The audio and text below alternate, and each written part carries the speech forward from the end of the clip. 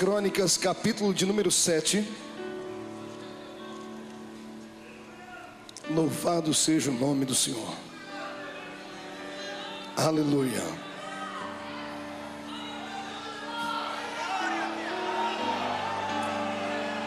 Glória a Deus. O título do texto é: a glória de Deus enche o templo. Tendo Salomão acabado de orar, desceu fogo do céu e consumiu o holocausto e os sacrifícios, e a glória do Senhor encheu a casa. Os sacerdotes não podiam entrar na casa do Senhor, porque a glória do Senhor tinha enchido a casa do Senhor. Todos os filhos de Israel, vendo descer o fogo e a glória do Senhor sobre a casa, se encurvaram com o rosto em terra sobre o pavimento e adoraram e louvaram o Senhor, porque Ele é bom e porque a sua misericórdia dura para sempre. Então o rei e todo o povo ofereceram sacrifícios diante do Senhor. Ofereceu o rei Salomão em sacrifício 22.000 bois e 120.000 ovelhas. Assim o rei e todo o povo consagraram a casa de Deus. Os sacerdotes estavam nos seus devidos lugares, como também os levitas, com os instrumentos e os músicos do Senhor, que o rei Davi tinha feito para eles se utilizarem nas ações de graças ao Senhor, porque a sua misericórdia dura para sempre. Os sacerdotes que tocavam as trombetas estavam de frente deles, e todo Israel se mantinha em pé. Feche a Bíblia, coloque no banco, coloque na cadeira. Pegue na mão da pessoa mais perfumada do seu lado. Atravesse a faixa de Gaza. Pegue na mão da pessoa. Isso. Aperte a mão do seu irmão com carinho até ele falar glória a Deus. Pentecostal que não faz barulho está com defeito de fabricação, irmãos. Glória a Deus. Feche os seus olhos, vamos orar. Senhor, uma vez mais nós te exaltamos nessa noite. Uma vez mais nós buscamos a sua presença. Uma vez mais nós nos rendemos ao seu Espírito e pedimos ao Senhor que nos conduza nesta noite pelo tapete da revelação da sua palavra. Senhor Deus, a sua igreja veio, assumiram um compromisso, desafiaram o seu Espírito, romperam em fé, romperam, Senhor, a truculência de uma segunda-feira, do cansaço e a fadiga do dia, e vieram para o santuário. Eles não podem voltar para casa vazios. Senhor, eu quero que hoje o Senhor abra a porta do céu sobre nós e derrame tudo aquilo que uma igreja carece e necessita. Antes que eu comece a pregar, eu lhe faço 2 pedidos, Senhor.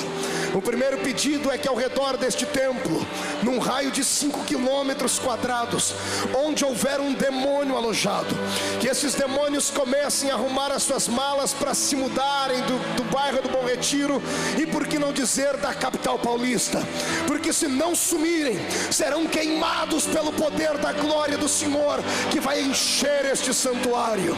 Senhor, eu jamais poderia deixar de fazer a segunda oração, que o Senhor abra a porta do seu palácio sobre este templo agora, e envie do céu para a terra uma comitiva angelical.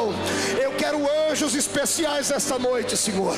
Quero anjos da categoria dos serafins, anjos que ardem em fogo pela presença da sua glória, que eles comecem a entrar dentro deste templo agora e comecem a esparramar brasas de fogo tirada do seu altar, e onde houver um crente batizado com o Espírito Santo, renova ele agora, meu Senhor.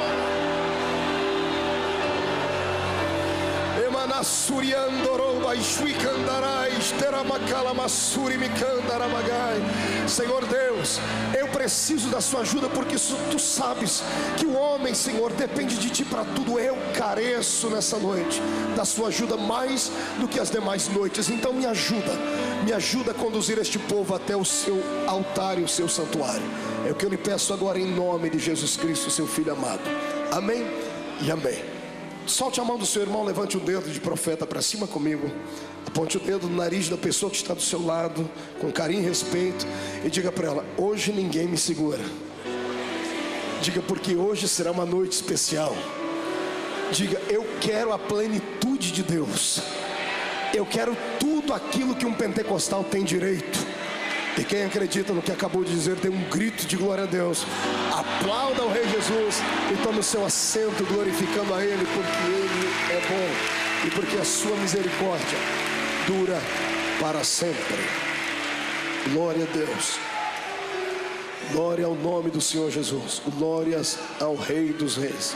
Quando eu abro a minha Bíblia Sagrada, no segundo livro das Crônicas, no capítulo 7, eu tenho aqui um dos textos mais belos da Bíblia Sagrada, dotado de uma poesia que somente Deus poderia citar ao ouvido de um escriba, de um profeta, de um escritor. O capítulo 7 do livro de Crônicas é o capítulo onde o Senhor nos conta a história de como foi que o povo hebreu lhe deu talvez o maior de todos os presentes: um templo fixo, um templo que tinha um endereço, um templo feito por mãos humanas, um templo feito de alvenaria. Israel havia passado muito tempo no Egito. Tendo eles permanecido por centenas de anos no Egito, acabaram tendo dificuldade quando saíram de lá em adorar a Deus, porque haviam acostumado a adorar deuses entre os egípcios, e os deuses dos egípcios tinham uma casa estabelecida. Deus, percebendo esta dificuldade do povo, pediu para que Moisés, seu servo, fizesse o primeiro templo, que era o tabernáculo, que era um templo móvel, era um templo onde o povo do Senhor seguia a nuvem da glória de Deus, e quando a nuvem parava, eles paravam também e logo levantavam aquele tabernáculo. Quando a nuvem do Senhor se retirava, o tabernáculo era desmontável e o povo saía pela terra. Quando eles começaram a se alicerçar na terra da promissão, o Senhor então suscitou no coração de Davi para que Davi lhe desse uma casa, e que esta casa fosse perpetuamente para a adoração do nome de Deus. Mas o rei Davi foi impedido pelo Senhor de construir a casa, visto que a sua mão era mão que trazia muito sangue sobre ela. Mesmo sendo ele um poeta, o lado de guerreiro de Davi, ele sobressaía, e Davi matou muita gente. E o Senhor disse: Davi, não vou deixar você fazer isto, vou deixar este legado para o seu filho, para que Salomão então me dê uma casa, e que esta casa seja poderosa.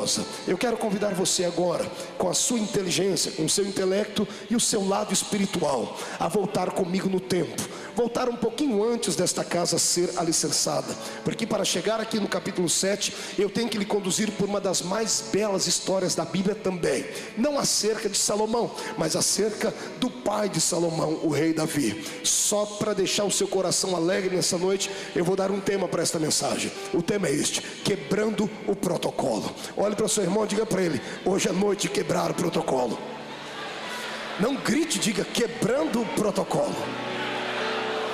Então venha comigo, você vai ver por que é que o Senhor nos deu esta mensagem, para entendermos como é que se dava a atuação da fé em Israel, para entendermos por que o rei Salomão, os súditos deles, os levitas e os sacerdotes eram tão sensíveis à voz de Deus. Nós devemos voltar no tempo, voltar alguns anos antes, algumas dezenas de anos antes deste episódio. Devemos voltar no tempo em que o rei Saul havia sido repudiado por Deus. O Senhor o havia rejeitado, tendo ele sido o primeiro rei humano de Israel, porque até então a lei judaica tinha Deus como seu Senhor. Israel vivia debaixo de um regime teocrático, até que o povo pressionaram o profeta Samuel e disseram: nós queremos um rei, mas um rei como as outras nações têm. Queremos um rei em quem possamos ver, em quem podemos tocar. Samuel foi falar com Deus, foi pedir desculpas a Deus, e o Senhor disse: não, Samuel, eles não rejeitaram a você, eles rejeitaram a mim, mas se é um rei que eles querem, eu lhes darei um rei. E Saul começou bem, começou no espírito, fez grandes coisas, ele deixou um legado de história sobre Israel, até que o seu coração ficou tomado pela soberba, ficou tomado por um orgulho indescritível. Quando o meu Deus começa agora a levantar Davi para colocá-lo no lugar do rei Saul, Saul começa a se sentir enciumado, Saul começa a sentir um ódio que ele trançava entre o ódio e o amor por causa de Davi. O rei Saul, ele amava Davi, mas quando ele se lembrava do cântico das mulheres de Israel, que diziam: Saul matou 1000, mas Davi matou 10.000, a ira acendia o coração do rei, e somente a harpa de Davi, na unção de Deus, era capaz de apaziguar aquele espírito maligno que estava dentro do rei Saul. E o Senhor começou a moldar então o coração de Davi, a moldá-lo para que ele fosse o próximo rei de Israel. Nós conhecemos a história, quem lê a Bíblia sabe da história. Tiveram altos e baixos. Saul perseguiu Davi, Saul tentou matar Davi, Davi teve Saul nas suas mãos. Lá na caverna de Adulão, Davi teve condições de extirpar a vida de Saul da terra, mas ele não fez isso, porque era temente a Deus e conhecia aquilo que ele mesmo escreveu em um dos seus livros: em ungido de Deus não se toca. só quem ungiu é que pode tocar. Davi nos deu um ensinamento genuíno e poderoso nessa história. Mas logo que Davi ascendeu ao trono de Israel, ele começou agora a trazer de volta a identidade espiritual para o meio do povo. O Senhor não queria que o rei fosse apenas alguém que articulasse política. O Senhor queria que o rei fosse uma espécie de líder a ser seguido também no teor espiritual. Deus queria um guerreiro no trono, porque todo rei tem que ser guerreiro, mas este guerreiro também tinha que ser poeta, tinha que ter sensibilidade para adorar ao seu Deus. E logo que Davi ascendeu ao trono, a vida espiritual de Israel melhorou e começou a mudar, até um dia em que o rei Davi saiu em uma batalha contra os filisteus, porque estes filisteus sempre foram inimigos de Israel, e eles tinham agora na mão um legado. Os filisteus haviam roubado de Israel talvez o maior marco espiritual da nação judaica, talvez a maior sombra da lembrança de Deus entre os hebreus, que era a Arca da Aliança. Você se lembra da história? Quando Ofni e Finéias foram mortos, quando Israel se curvou diante dos filisteus, o Senhor permitiu que os filisteus levassem embora a Arca da Aliança. Aquela arca não era apenas uma caixa de madeira pintada a ouro. Aquela arca representava a presença de Deus em Israel. Dentro dela havia alguns utensílios sagrados, havia dentro deles algumas relíquias de Israel que jamais poderiam se apartar deles. Por exemplo, dentro da arca estava um vaso de ouro com maná, estava a vara de Arão que havia florescido, e estavam as tábuas da lei. Ali dentro estava guardado o que havia de maior símbolo espiritual para Israel. O Senhor estava dizendo: enquanto a minha lei permanecer com o meu povo, eles vão me respeitar e me adorar. Enquanto eles se lembrarem que eu fui o Deus que mandei o maná, dependerão de mim para serem alimentados. E enquanto saberem que a vara de Arão floresceu, saberão que eu tenho controle sobre a vida espiritual do meu povo. Quando a arca foi levada embora, era como Deus estivesse se despedindo de Israel, dizendo: a minha lei, a minha presença, o meu alimento não estará mais com vocês. E então Israel perdeu a sua identidade espiritual. Foi aí que o Senhor ressuscitou esta unção dentro de Davi, um desejo de trazer de volta para Israel a presença do Senhor. E Davi saiu numa peleja contra os filisteus, e Deus lhe deu a vitória. A vitória foi tão grande, a vitória foi tão maciça, que Davi entrou dentro da casa do homem onde a arca estava alojada, e humildemente se reverenciou diante de Deus, e trouxe a arca de volta para Israel. A história paralela à Bíblia entre os judeus diz que quando Davi conseguiu a vitória entre os filisteus, ele mandou um moço que era o seu mensageiro até Israel para falar com a esposa de Davi, com Milca. Milca era filha do rei Saul. Saul já era filho de fazendeiro, já era um filhinho de papai. Imagine a filha do rei Saul, que já nasceu dentro de um palácio. Ela era uma moça prendada, ela conhecia tudo acerca de festas, ela sabia tudo acerca do glamour de Israel. E quando Davi manda um recado dizendo: estou voltando para Israel, mas estou levando a arca de Deus de volta, Milca, prepare uma bela festa para o nosso Deus, prepare uma bela festa para adorarmos o nosso Deus. Milca parece que ouviu só a primeira parte da história da palavra de Davi. Ela preparou uma festa, mas não era para Deus. Ela preparou uma festa para que o ego da nação judaica fosse uma vez mais aplaudido pelas demais nações. E quando ela recebeu o recado, a tradição diz que ela mandou o mensageiro de volta dizendo: rei Davi, vou preparar uma festa como nunca antes houve em Israel, porém eu quero que você e os seus soldados passem perto de um ribeiro e se preparem para esta festa, se ataviem. Quero que vocês vistam roupas belas, roupas novas. Quero que os soldados se barbeiem, e eu quero que você, rei, venha vestido como verdadeiro rei de Israel. Agora eu quero lhe chamar a atenção para lhe dizer que os soldados de Davi eram um pouquinho diferentes. Eles não eram nada prendados. Embora Israel tivesse muitos soldados, a minha Bíblia diz que Davi tinha um grupo de heróis com ele, que eram os seus valentes. E o que eu acho mais lindo, isto aqui me abre um caminho sem tamanho para começar a adorar a Deus,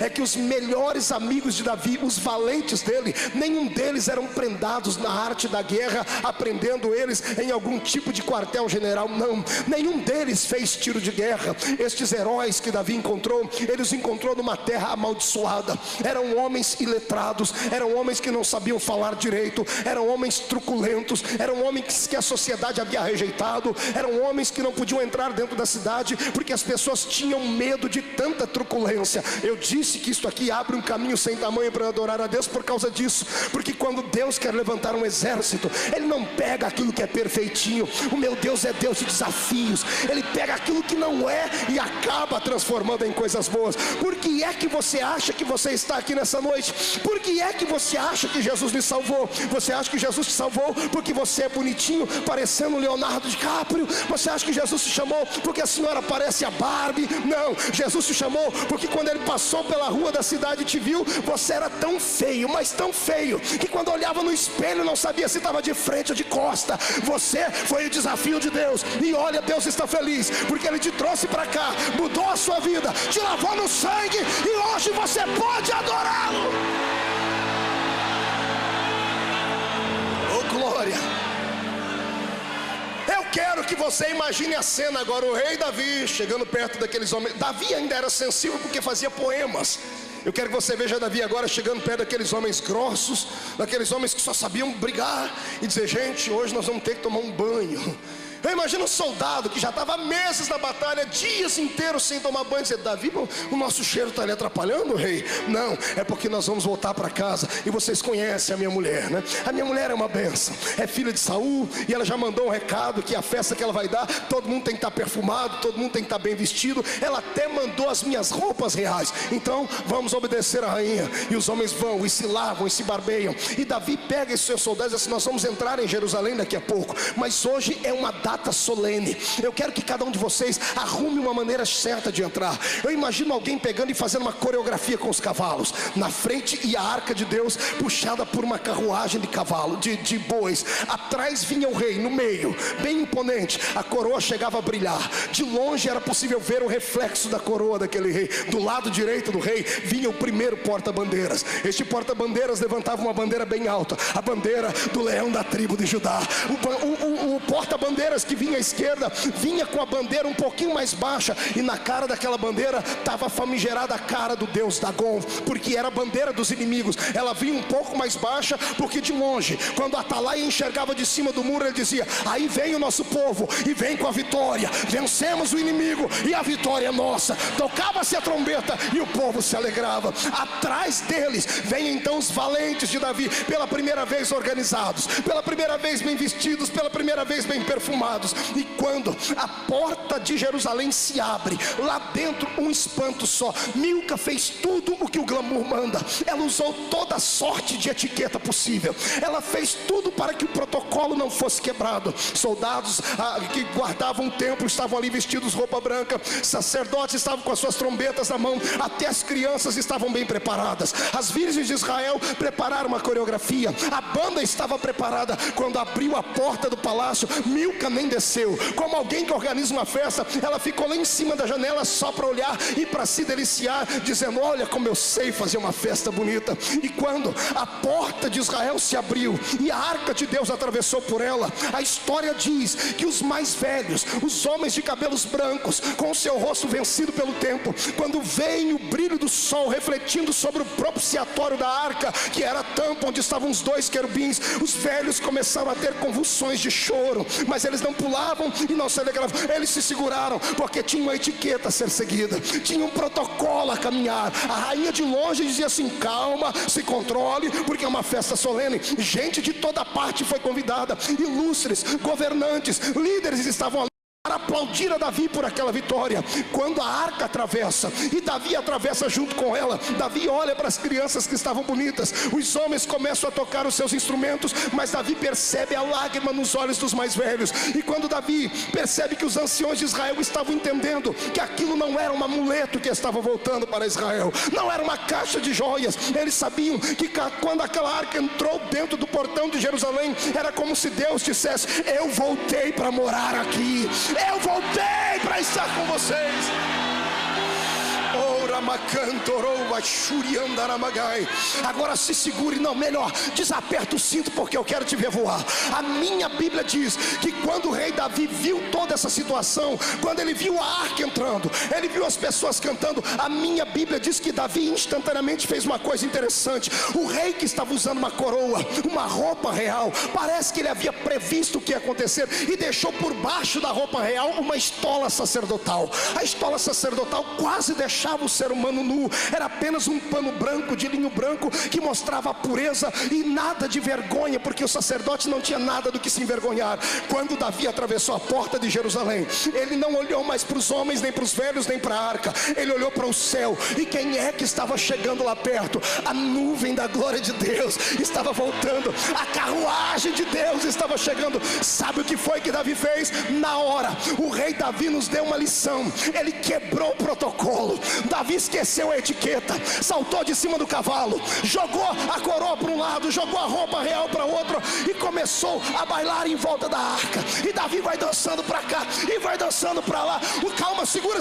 Os valentes de Davi, os homens truculentos, aqueles que não entendiam nada de sensibilidade, eu imagino um falando pro outro: o rei enlouqueceu, o rei está surtando, o rei está dançando ao redor da arca. E um dizendo pro outro: bem, ele é o nosso guia, o que ele faz a gente faz, desçamos do cavalo e vamos dançar com o rei. Eu quero que você veja agora homens pegando nas mãos, brincando de ciranda, cirandinha ao redor da arca. Aleluia! Deus essa noite quer quebrar o protocolo da sua existência.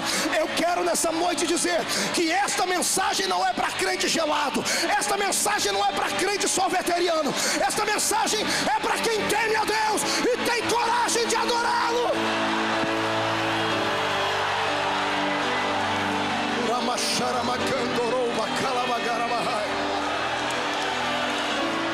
Sabe o que me deixa entristecido e até enfurecido no século 21?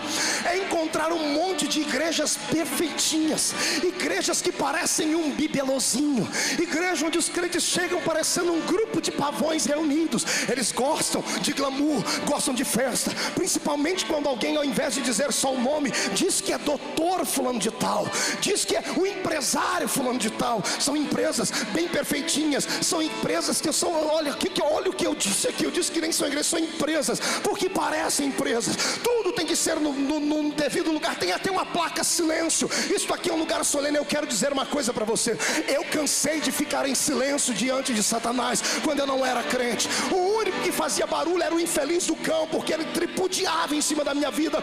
Quando eu injetava drogas nas minhas veias e fumava maconha, ninguém me parava na rua para me chamar de louco. Quando eu dançava e pulava igual um cabrito dentro de um baile, quando eu gritava gol num campo de futebol, aí eu aceitei Jesus. Vim para uma igreja e alguns engravatadinhos, metidos à besta, pensam que são donos da palavra, falam que eu não posso pular, dizem que eu não posso adorar. Eu quero que eles se explodam nessa noite. Eu quero ver quem é que quer adorar a Jesus comigo aqui. Então jogue a mão para cima.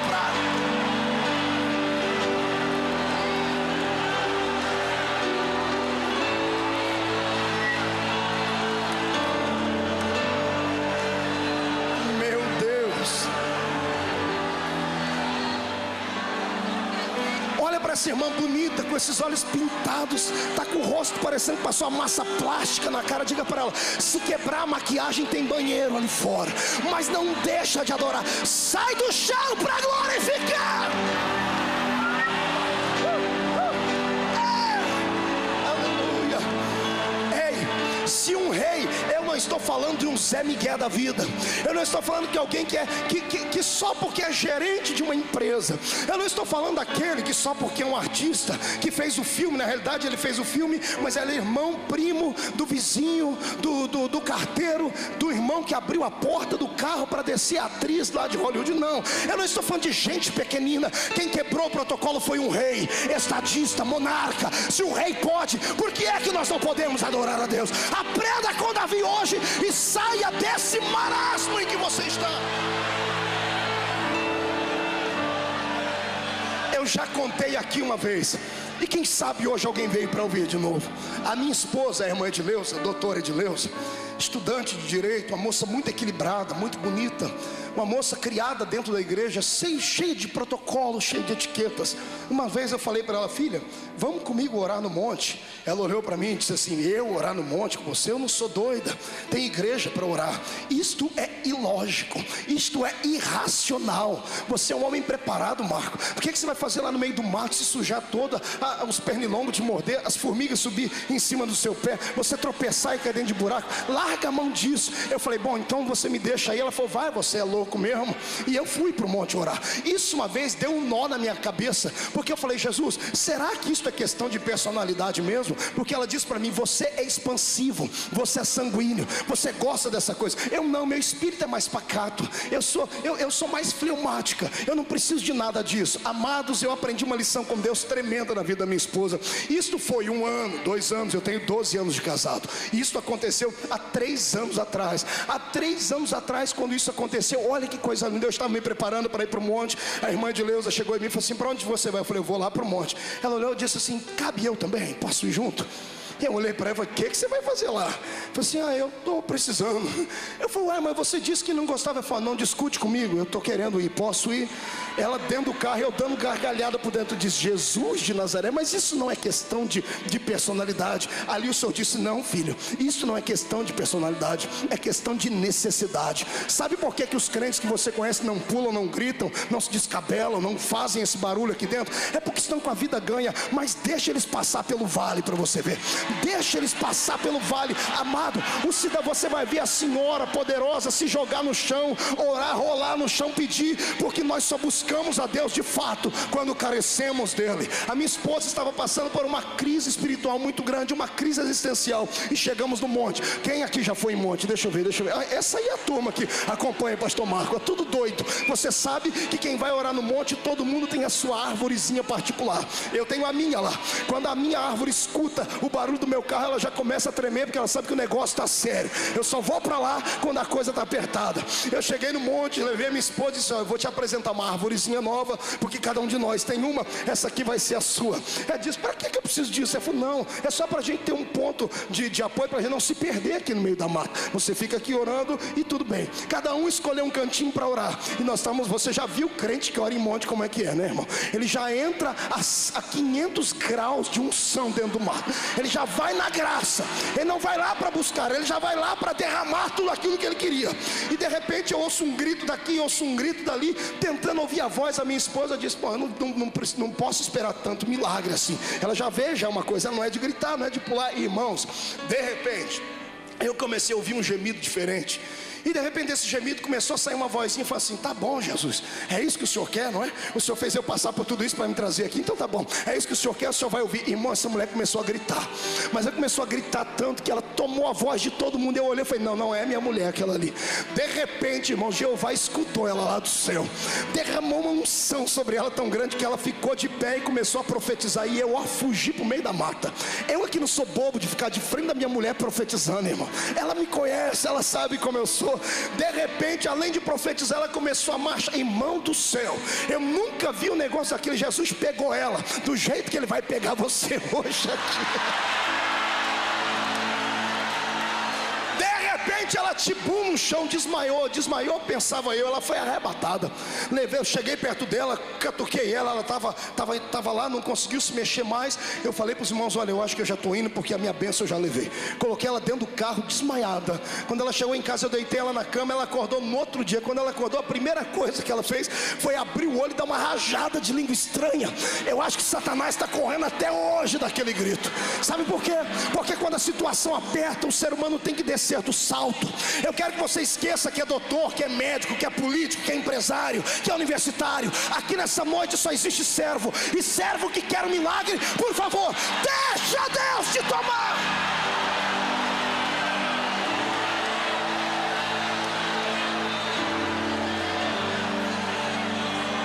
Quebra o protocolo.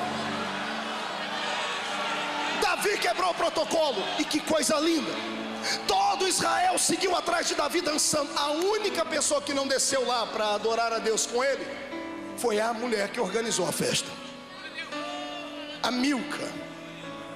Isso aqui, nós se transferimos isso para a vida da igreja. Nós vamos bater em tanta gente que está no púlpito, pessoas que esquematizam uma reunião, que predeterminam como há de ser o culto. Eu estou cansado de cultos frios. Eu estou cansado de entrar dentro de uma igreja e já saber o hino que vai cantar, o momento em que a pessoa vai orar. Estou cansado de ver a pessoa pedir a oferta do mesmo jeito e terminar o culto do mesmo jeito. Nós sabemos, o Espírito Santo sofre no século 21. Ele sabe que tem só 1h30 para atuar no culto, porque quando dá 9 horas, o demônio das 9 horas começa a entrar dentro do coração dos crentes. Ainda bem que esse demônio nem passa aqui perto do Bom Retiro, porque se passar nós vamos quebrar ele no meio. Deus está cansado de atuar dentro de formas. O Senhor foi colocado dentro de uma forma, e é o Espírito Santo que tem que sujeitar nós. Chega disso. Enquanto nós ficamos usando uma homilia antiga, envelhecida, enquanto nós usamos um catecismo já perdido no tempo, Satanás leva os seus filhos para as encruzilhadas na madrugada. As pessoas batem tambor durante semanas inteiras. Eles quebram o protocolo de lá e recebem a bênção deles vinda de Satanás. Porque é que nós, filhos da luz, não vamos conseguir a nossa bênção. Eu quero nessa noite aqui encrencar com você. Eu quero ver se Jesus te pega hoje para mudar o seu espírito. Chega de você ser usado. Chega de você ir para o culto e do jeito que entra, sai. Chega de você ficar vazio. A partir de hoje eu profetizo que dentro de você irá a chama de Deus. Quando abrir a boca para adorar, o fogo vai descer. E quem é que quer que o fogo desça? Adore a Ele.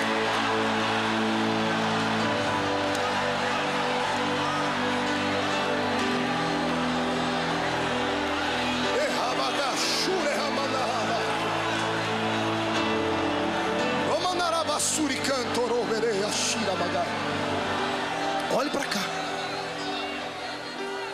pastor. O que tem a ver este dia com o segundo livro de Crônicas 7? Calma, eu tenho ainda uma lição para lhe dar. Agora eu quero puxar a orelha daqueles que não entendem nada deste tipo de movimento. Quero puxar a orelha dos líderes, dos doutores, dos mestres, dos pastores, seja ele quem for, PhD em teologia, não me interessa qual é a formatura desta pessoa. Jamais toque nesses pequeninos de Deus. Jamais critique a maneira deles adorar ao Senhor, ainda que seja extravagante. Não toque neles, e se tocar, faça com carinho, faça com temor, faça com respeito, porque esses que estão aqui embaixo não são um povo qualquer. Isto aqui é a noiva do Cordeiro, é a noiva de Jesus Cristo. E o pior não é isso. O pior é que eu escuto alguns ainda usarem a Bíblia para tentar quebrar esta unção. Dizem eles: não, o espírito é sujeito ao profeta. Nem sabe o que estão dizendo. O espírito que é sujeito ao profeta é o espírito do profeta. Sendo profeta, o Senhor me dá uma palavra, eu posso entregar agora, como posso entregar semana que vem, como posso entregar o ano que vem, como bem posso não entregá-la. Por quê? Porque o meu espírito é sujeito a mim. O espírito do profeta é sujeito ao profeta. Quando você vê um desses pequeninos de Deus ser tomado e sair pulando com pessoa, isso aí não é unção do reteté de Jesus, amado. Isso aí não é espírito do homem. Pegue essa pessoa depois, filme ele pulando e põe ele sentado na sala para assistir. Você vai ver ele morrer de vergonha. Pastor, mas por que? Ele não sabe o que está fazendo. Ele até sabe, mas naquele momento ele se esvaziou de tudo que é natural e humano. Ele só quer saber de adorar a Deus. E ele acha que pulando, gritando, está adorando a Deus. Ninguém tem nada a ver com isso. Ah, pastor Marco, mas aí a igreja vai ficar uma igreja menina. Eu prefiro uma igreja menina do que uma igreja cheia de caducos. Eu prefiro uma igreja fervorosa do que uma igreja cheia de cubos de gelo. Sai pra lá, geração iceberg. Eu quero é a glória.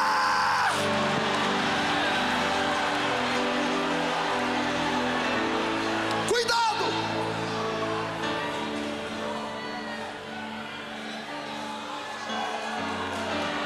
A minha geração caminha paralela ao pior pecado que existe na Bíblia. A Bíblia diz que há um pecado que não tem perdão, nem no templo, nem fora dele. Jesus disse isso: pecado de blasfêmia contra o Espírito Santo. Pergunte para o seu irmão: o que é pecar contra o Espírito Santo? Pergunte para ele. Você sabe o que é pecar contra o Espírito Santo? No mesmo texto em que Jesus ensina isso, ele explica o que é pecar contra o Espírito Santo. Pecar contra o Espírito Santo é você atribuir ao diabo uma obra que é Jesus quem faz. Falaram que Jesus expulsava demônios por demônios. Foi aí que ele entrou e disse: olha, se pecardes contra o Pai tem perdão, contra o Filho também, mas se pecar contra o Espírito do Senhor, não terão perdão nem aqui nem ali. E o que tem de gente que vê esse tipo de manifestação e alegria no nosso meio, fala que é diabo, fala que é demônio. Esses dias atrás eu ouvi o pastor aí, uma pessoa de nome, falando assim: olha, crente que vai para a igreja e cai no chão, isso aí é demônio. O infeliz não sabe o que está falando, não sabe onde está chegando, não teve uma experiência profunda com Deus. Ele teve apenas um conhecimento teológico, filosófico de Cristo. Ele não teve a experiência com a graça do Senhor. Amados, em nome de Jesus, eu vou pedir para o Senhor te dar uma experiência que Ele nunca deu hoje. E por favor, não se segure e deixe Ele te tomar.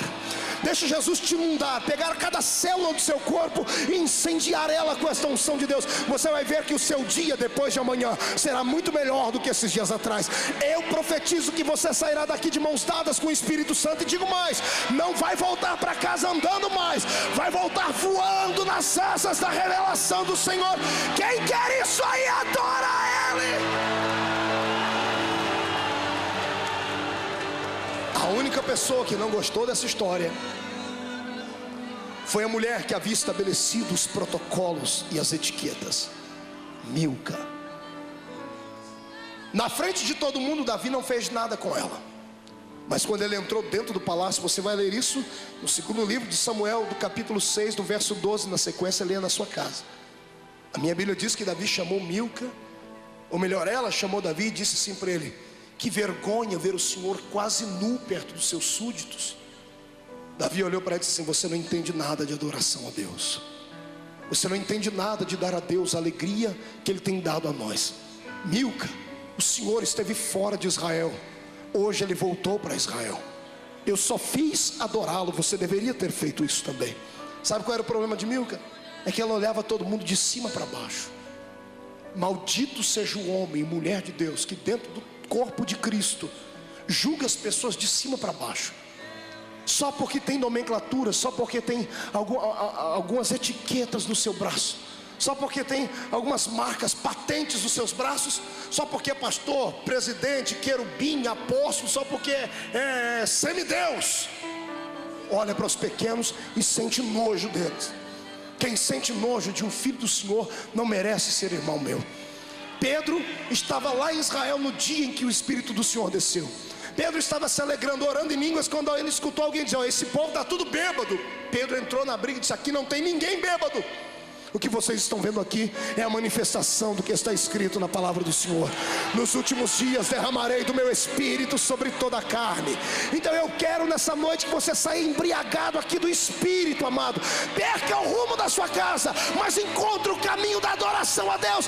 Quem concorda comigo, ergue a mão para cima para adorá-lo.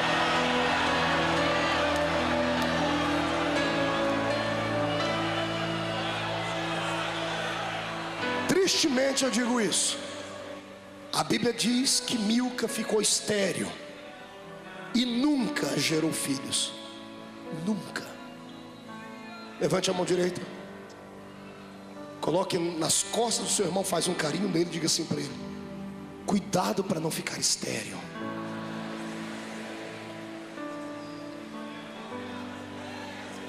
E se você não quer comer, não quer morrer comido de bicho nessa noite, abra a boca e dê glória a Jesus Cristo. Pastor, o que tem a ver esse texto com o texto de Crônicas? Você vai entender agora. A história de Israel diz que enquanto Davi estava naquele dia adorando a Deus com aquela liberdade, os levitas que estavam em Israel estavam prestando atenção no rei. O rei era um paradigma para todos eles. O rei era um exemplo, era uma inspiração a ser seguida. Todos queriam ter a bravura do rei, todos queriam ter a intimidade que o rei tinha com Deus. E quando os levitas viram Davi bailar ao redor da arca, pelo menos um dos levitas se apaixonou por aquilo. O nome dele era Asaf. Diga para o seu irmão: conhece Asaf? Diga: o pastor Marco vai lhe apresentar ele agora. Olhe para cá. Asaf foi um rapaz levita, da tribo dos levitas, que se destacou acima de quase todos os demais. Abaixo de Davi, para mim, Asaf foi o maior levita. Ele deixou escrito na Bíblia mais de uma dezena de salmos. Asaf teve experiências com Deus, escreveu coisas de intimidade. Por quê? Porque em seu tempo de infância e adolescência, ele teve onde se inspirar. Eu vou deixar uma palavra aqui agora como conselho. Não vale a pena viver esta vida, desde que a nossa vida não influencie pelo menos mais uma vida. O que a minha geração precisa é disso. É de homens e mulheres inflamados, que possam ser seguidos, que possam ser imitados, que possam influenciar uma geração. Você se lembra na época da Copa do Mundo de alguns anos atrás, quando o Ronaldinho fez aquele corte de cabelo ridículo, horrível? O que teve de garoto que saiu para a rua e fez aquele corte de cabelo também? Você se lembra quando Luiz Inácio Lula da Silva se levantou no nosso Brasil como um líder político da barba grande? Todos os petistas tinham a barba comprida. O que esses homens tinham? Eles influenciaram uma geração.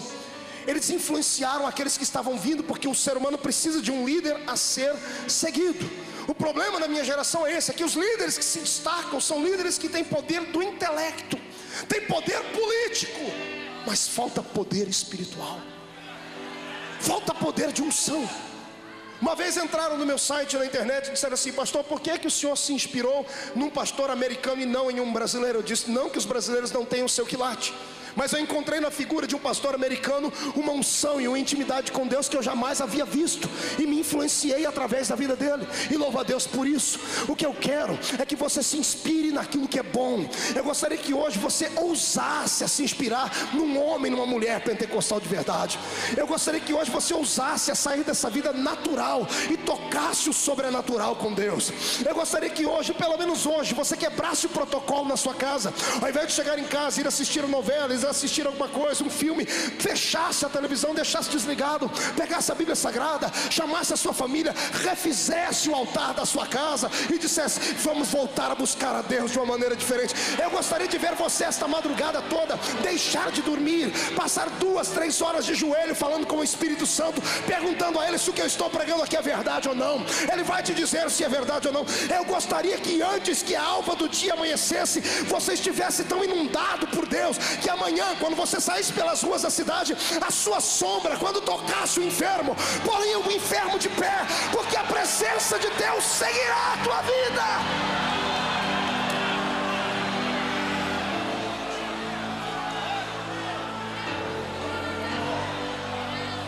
Quando Asaf viu o rei Davi bailar e pular, ele disse: já sei como é que eu vou ser. Ele deve ter sofrido críticas. Eu vou falar isso agora com temor a Deus. Quantos meninos vêm me ouvir pregar e eles chegam com um suspensóriozinho assim, parecido com o meu? E alguns deles mandam um e-mail, o menino fala: pastor, eu tive que tirar o suspensório. Pastor, por quê? Porque o povo estava rindo de mim, falando que eu estava te imitando. Eu falei: menino, o que é bom tem que ser imitado. Não tenha vergonha, adore a Deus, seja um adorador, tenha intimidade com Deus. Você vai perder a amizade da terra, mas vai ser íntimo daquele que fez o universo. Ser fervoroso do jeito que eu ensino, com a maneira como eu tenho sido, não é fácil. Até você chegar no nível onde hoje o pastor Marcos chegou, que é reconhecido, que até os líderes mais velhos tiveram que aplaudir o ministério que Jesus me deu. Até você chegar ao nível de ser reconhecido, beijado, imitado, isso leva um tempo, porque ninguém será aceito sem antes ser rejeitado. Está entendendo isso? Amigo e amiga, me escute. Eu já fui como você, já mandaram eu parar de gritar. Você precisa ver o dia que eu fui consagrado ao diaconato da igreja. Eu fiquei tão feliz que eu fiquei na porta da igreja igual um bobo, gritando. Eu gritava, abraçava os irmãos, pulava, falava em língua estranha. 3 homens do púlpito se reuniram, mandaram me chamar, me levaram lá para a salinha do fundo e falaram assim: ó, você agora é um oficial da igreja. Eu falei: o que quer dizer com isso? Você não pode mais ficar gritando e pulando ali, você representa a igreja. Isso aí é um escândalo. E eu ouvi, dei ouvido a eles, amado. Eu me esfriei da noite para o dia. E depois ainda que eu coloquei aquele terninho miserável como é que chama? De linho, que amarrotava mais do que qualquer coisa. Aí eu fiquei insuportável. Os crentes vinham me cumprimentar, eu nem me deixava me tocar. Acabavam de me abraçar, eu tirava a mão deles, porque afinal de contas, oficial da igreja tem que ter ética, tem que ser estruturado. Eu quero nessa noite, queria eu poder pegar o infeliz que ensinou isso. Queria eu poder pegar a pessoa que ensinou que só porque você é um oficial da igreja, você não pode entrar na glória do Senhor. Queria eu pegar esse infeliz. Sábado agora eu estava pregando em Belo Horizonte, lá no Templo dos Anjos, na sede da Igreja do Evangelho Quadrangular, uma igreja linda. 4.000 pessoas dentro do templo. 5 horas da tarde o pastor Jerônimo me ligou e falou: Marco, estamos com um problema, nós vamos ter que fazer mais de um culto. Eu falei: por quê? Porque o templo está cheio e tem mais de 4.000 pessoas do lado de fora da igreja. Então eu fui, preguei no primeiro culto, saí meia hora para tirar o povo, tiveram que puxar o povo, os seguranças da igreja, tinha gente que se agarrava nas cadeiras, não queria sair do culto. Tiraram o primeiro povo, o segundo povo entrou. Antes de eu começar a pregar, o pastor disse: nós vamos ter que terminar o culto daqui a pouco. Eu falei: por quê, pastor? Porque tem quase 10.000 pessoas do lado de fora querendo entrar, eles querem ouvir a palavra do profeta. Eu chorei diante de Deus. Eu chorei porque alguns anos atrás, para você fazer movimento, tinha que trazer um cantor, tinha que trazer uma estrela, tinha que trazer um agitador de águas famoso e conhecido. E de repente o povo acordou e descobriram que o que dá sustentação para a alma é uma palavra pregada na unção e na verdade, uma palavra ungida como essa aqui. Você acha que esse povo veio aqui por causa de mim? Acha que esse povo veio aqui porque eu sou bonitinho? Eu tenho espelho na minha casa. Só vieram aqui porque sabem que por onde passo fica uma unção de Deus. Se eu perder essa unção, ninguém quer nem me cumprimentar mais. Em nome de Jesus Cristo, peça essa unção para Deus, irmão. Peça, pastor. Peça.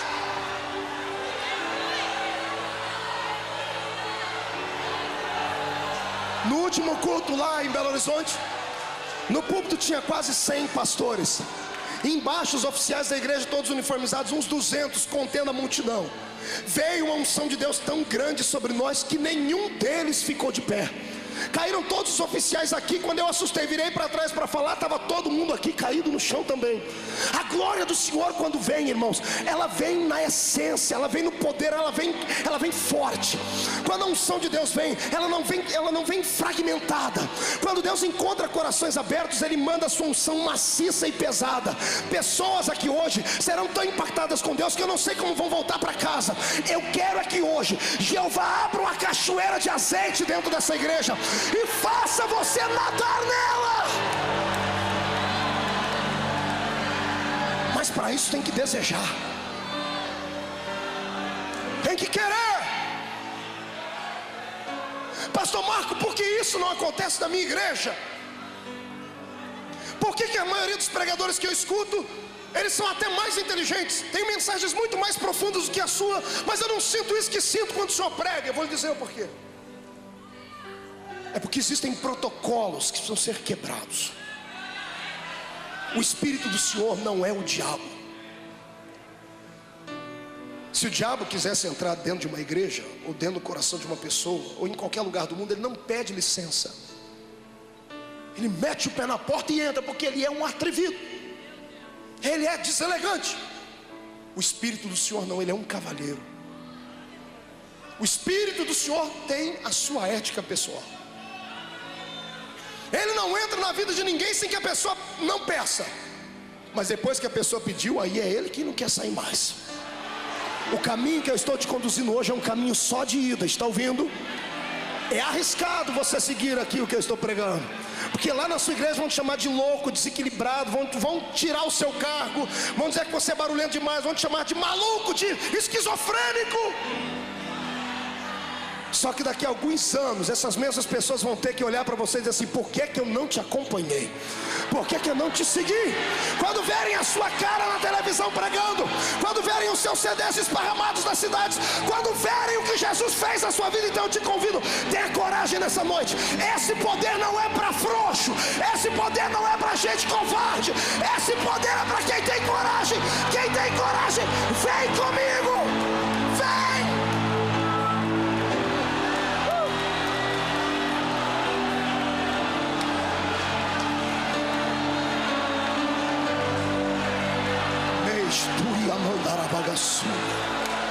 Segura um pouquinho aí.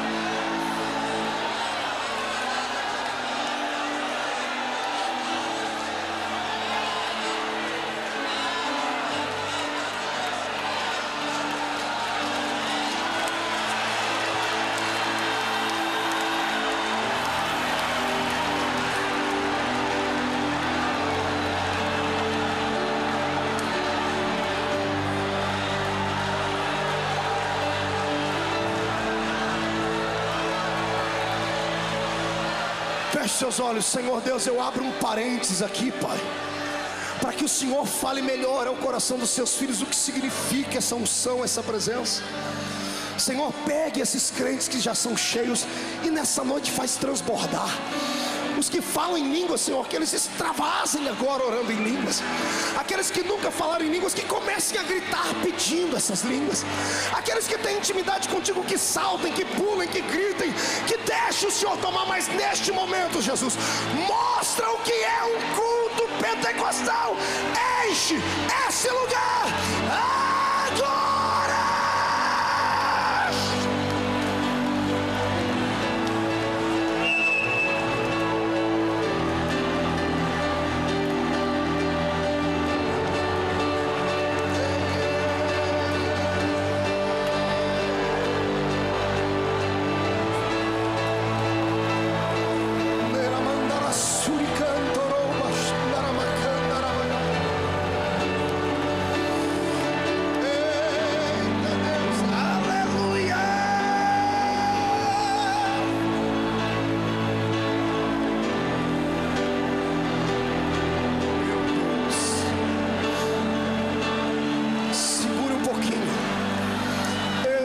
Jesus, toma o seu assento de novo.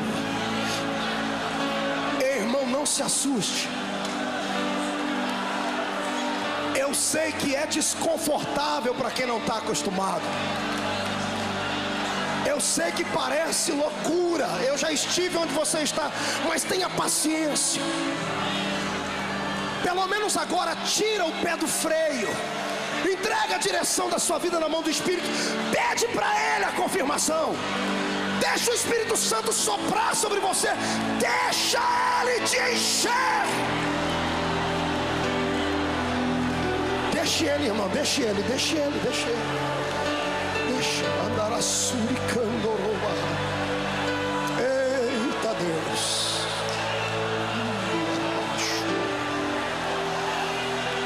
Olhe para mim. Vamos falar de conhecimento. Daqui a pouco eu volto para a graça. Asaf cresceu íntimo de Deus. Ele compôs melodias tremendas, profundas. Isso destacou entre os demais levitas. Quando Davi estava morrendo, Salomão lhe prometeu: meu pai, durma em paz, porque eu vou construir para ti um templo. Vou construir para o nosso Deus um templo, por causa da sua inspiração. Salomão faz uma reunião com o que havia de governo dentro de Israel, chama os melhores homens, os arquitetos, e diz para eles: eu quero dar a Deus um templo. Quero construir o primeiro templo fixo de Israel para o nosso Deus. E eu quero a excelência. Eu quero o que há de melhor para Deus. Eu não quero nada de segunda mão. Eu quero coisas tremendas. E aí alguém foi dizendo: olha, nós precisamos disso. O templo já estava praticamente arquitetado. Aí alguém se lembrou disso: Salomão, um templo só tem sentido se houver quem adore a Deus no templo. O que o senhor está sugerindo, meu príncipe?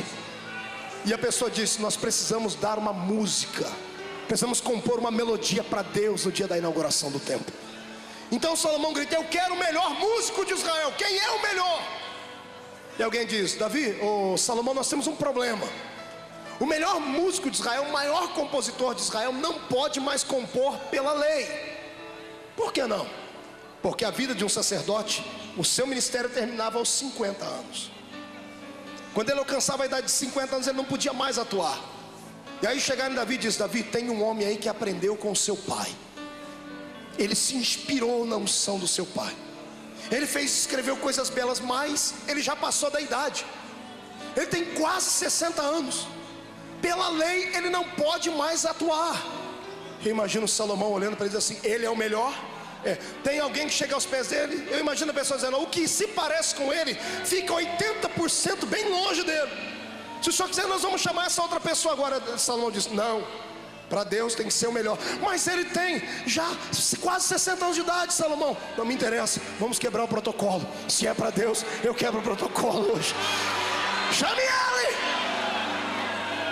E lá vem Asaf, quase 60 anos, aposentado, jubilado. E Salomão diz: você vai voltar a atuar agora. Por que, meu rei? Você vai construir, arquitetar um salmo, uma música com letras profundas. Porque daqui, não sei quanto tempo vai demorar, mas quando o tempo de Deus estiver pronto, eu quero a melhor música que você já fez. Combinado? E ele: se é o rei que pede, está combinado. O templo levou 7 anos para ser construído. A letra da música levou 7 anos para ficar pronta. A melodia levou 7 anos para ficar pronta. Nossa, se eu pegasse um gancho aqui, dava para bater bastante nos cantores, né? Que hoje em dia, porque tem contrato com a gravadora, são obrigados dentro de 6 meses gravar qualquer merrequinha lá e colocar nos nossos ouvidos para ouvir. E ainda diz que é a unção de Deus. Aí falta inspiração, aí fica fazendo aquelas músicas todas esquisitas. Alguns chegam a pachorra de pegar uma música mundana e colocar uma letra evangélica só para vender. Se esqueceram ele que os mais belos hinos e poesias foram escritos em tribulação. Este hino demorou 7 anos para sair. Quando chegou o dia da inauguração do templo, Salomão convocou todo Israel, passou um pregão em Israel. 4 milhões de judeus se aproximaram do centro de Jerusalém naquele dia. Por isso é que a Bíblia diz que Salomão sacrificou 120 mil ovelhas, 22 mil bois. Era muita coisa, porque tinha 4 milhões de pessoas do lado de fora. Dentro do templo só entravam pessoas importantes: sacerdotes, levitas, o rei, algumas outras pessoas convidadas especiais. E lá ia o maestro Asaf, que agora, detalhe, estava passando dos 70, estava chegando nos 70 anos. Quando Asaf se aproxima do coral de levitas, eu imagino todo mundo murmurando, se cotovelo: mas esse velho, esse homem já não tem mais idade para isso. Eu imagino alguém dizendo: você não ficou sabendo a última? O que? O rei quebrou o protocolo. O rei burlou a lei, porque dizem que ele é o melhor. Vamos ver se é o melhor. Imagina Asaf agora diante dos levitas, seu coral baixo, contralto, soprano, tenor, e dizendo para ele: gente, é agora. Ensaiamos 7 anos. A gente sempre canta para Israel ouvir. Hoje nós vamos cantar para Deus ouvir. A minha Bíblia diz que os sacerdotes começam a imolar os animais, a sacrificar. Salomão levanta as 2 mãos para o céu e faz uma oração. E quando ele está terminando a oração, o coral de levitas entra com a música. Pena que a Bíblia não deixou escrita a letra da música. Tudo era narrado, tudo que era feito em Israel alguém escrevia. Mas eu acho que até o escriba que foi convidado: você vai escrever tudo que acontecer aqui. Ele não teve como escrever, porque ele ficou cheio da unção de Deus também. Perdeu o rumo da casa, ele não teve como escrever a letra. E aí quando Asaf bate a sua batuta e começa a cantar, irmãos do céu, tire o olhar de dentro do templo agora e olhe por cima do templo. 4 milhões de pessoas ao redor do templo. De repente as criancinhas, eu imagino criança que é mais curioso, puxando a barra da saia da mãe, puxando a túnica do pai: pai, mãe, o que foi, filho? O que é aquele negócio lá em cima? E lá vem a nuvem de novo.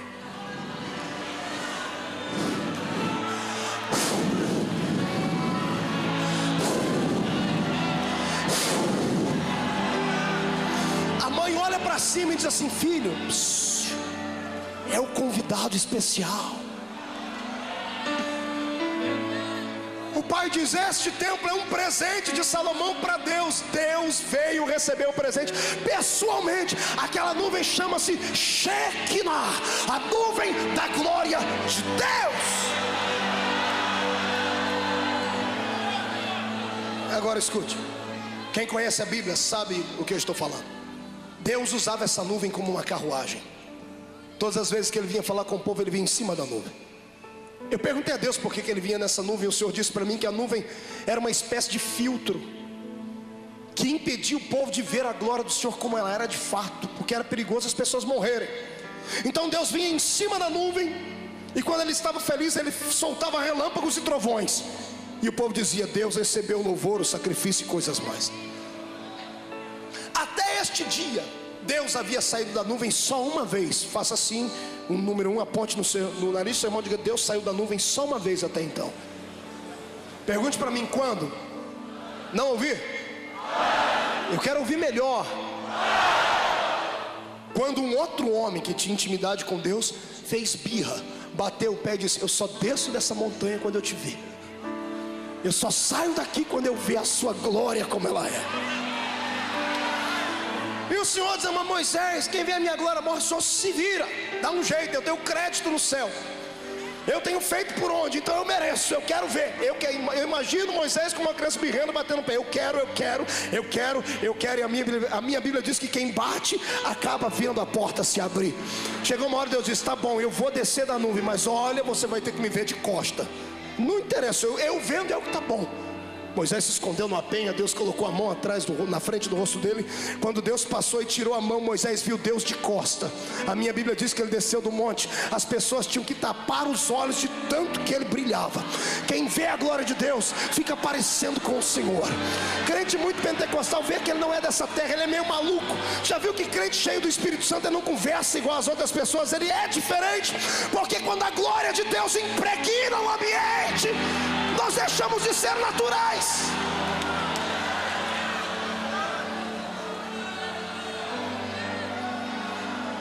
Asaf está com a batuta e vai bater. Atenção, levitas. Contralto, soprano, tenor. Olhe lá, vamos lá. Perfeito, afinaram no diapasão, vamos lá. E quando eles começaram a cantar, aconteceu uma coisa inédita. Deus ficava em cima da nuvem, sentado em cima de um querubim. Serafins voavam ao redor do Senhor. Nesse dia o Senhor falou: ó, não cantem santo, santo. Eu quero ouvir o meu povo cantar.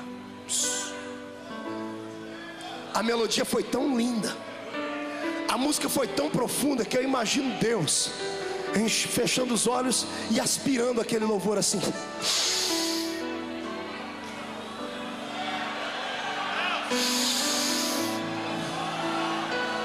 O Senhor esquivando o ouvido: dá licença, querubim. De repente só ficando de pé, e os anjos: o que o Senhor está fazendo? Dá licença, eu quero ouvir essa música. Eu nunca ouvi nada igual. Que música perfeita, que louvor perfeito, que adoração santa. Eu acho que eu vou fazer uma coisa que faz muito tempo que eu não faço. Eu imagino o querubim, serafim: o que o Senhor vai fazer? Eu vou quebrar o protocolo. O que o Senhor vai fazer? Dá licença, porque eu vou descer da nuvem. A minha Bíblia diz que o Senhor entrou dentro da casa dele. A glória foi tão grande que os sacerdotes começaram a cair pelo chão.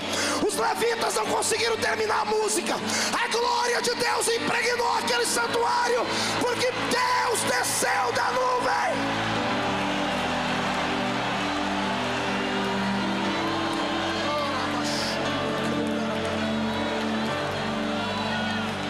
A tradição judaica diz que quando o templo ficou cheio da glória do Senhor, as pessoas que estavam do lado de fora de Israel começaram a ser curados, os paralíticos começaram a andar, veio uma unção de Jeová Rafá sobre eles. A unção era tão grande que eles cantaram e louvaram a Deus por dias a fio. Deus naquele dia saiu de cima da nuvem e desceu dentro do templo por causa de uma coisa só. Ele encontrou um homem que deu a ele um louvor perfeito, que não se importou com o rei, não se importou com o príncipe, não se importou com etiqueta, não se importou com protocolo. Deu a Deus o melhor que tinha. Se nesta noite você der a Deus o melhor que tem, Deus vai descer da nuvem, vai entrar na sua casa, vai entrar na sua família, vai entrar no seu trabalho, vai descer nessa igreja. Quem quer isso aqui, adore a Ele.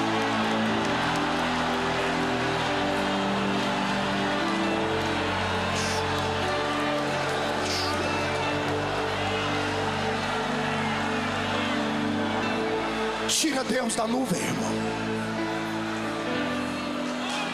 Feche seus olhos. Tira Deus da nuvem.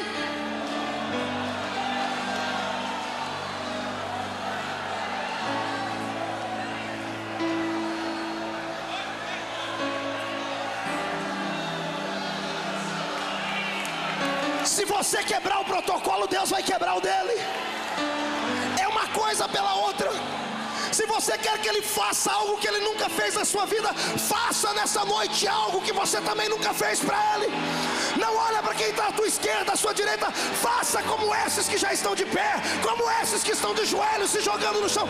Quebre o protocolo e venha adorar ao Senhor. Venha. Querem fechar o guarda-chuva? Vem. Pegue a mão direita. Toque no coração. Feche os olhos. Diga comigo: Jesus, eu já te tenho aqui. Diga: Espírito Santo, eu já tenho você aqui para salvação. Agora eu queria você de outra forma. Tire a mão do coração, coloque na cabeça. Diga: eu queria o Senhor aqui em forma de revestimento, em forma de autoridade. Diga: eu quero, o quanto for possível, um ser humano ser cheio da sua presença. Eu sou este ser humano. Levante as duas mãos para cima e chacoalhe elas. Filme isso, olha que coisa linda. Chacoalhando a mão, vire, fique cara a cara com o irmão. Escolhe alguém, fique olhando no rosto dele. Faça isso aí atrás. Levante as mãos. Diga para ele assim, diga para o seu irmão: é agora que o Senhor vai derramar uma unção coletiva. Diga: seremos batizados com o Espírito Santo, curados. Você crê nisso? Levante as mãos. Deus, coloque uma brasa de fogo nessas mãos agora. Quebra o protocolo, Jesus, e usa esses homens e mulheres agora. Já! Abrace o seu irmão. Abaixe as mãos. Pegue no braço do seu irmão. Enquanto eu estava de olhos fechados aqui, eu via uma onda gigantesca se aproximando deste lugar. Feche seus olhos, feche seus olhos.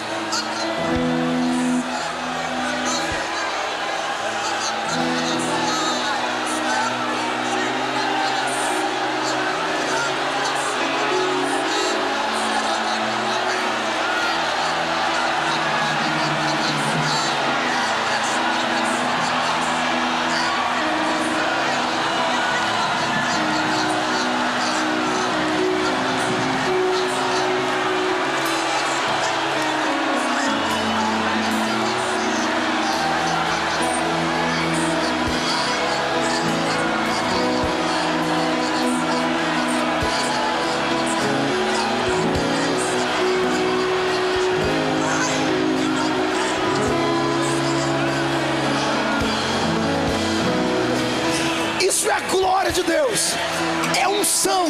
Isto está disponível nas páginas da Bíblia, está disponível para quem crê. Em nome de Jesus Cristo, sai da frente, Satanás.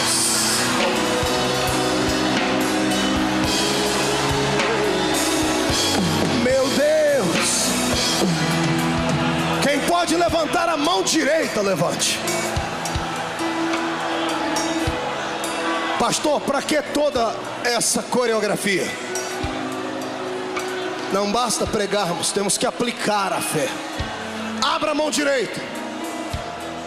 Diga: em nome de Jesus, todo espírito que engana, que soprou no meu ouvido, na minha mente e no meu coração, que eu não preciso ser tão extravagante, que eu não preciso batalhar tanto. Eu quero que esses espíritos que esfriam igrejas, que deixam a nossa fé morosa, venham para a palma da minha mão agora, em nome de Jesus.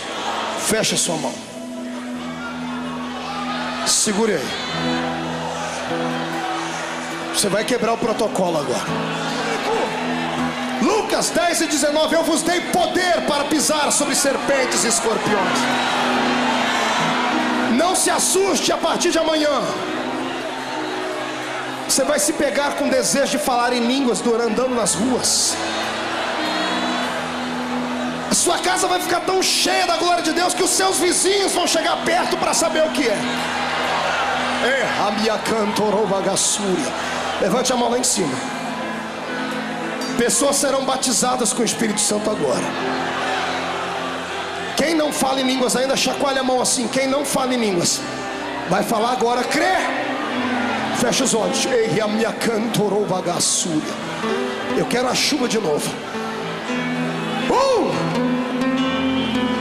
Deus quebrou o protocolo, desceu da nuvem. 1,5. Um novo tempo começa hoje na sua vida. 2. A sua casa será cheia do Espírito do Senhor. 2,5. Tudo que era impossível ficará fácil a partir de hoje. 2,75. Quem não fala em línguas, prepare para falar agora. E quem já fala, prepara para saltar. 2,80. Satanás perdeu. 3. Joga no chão.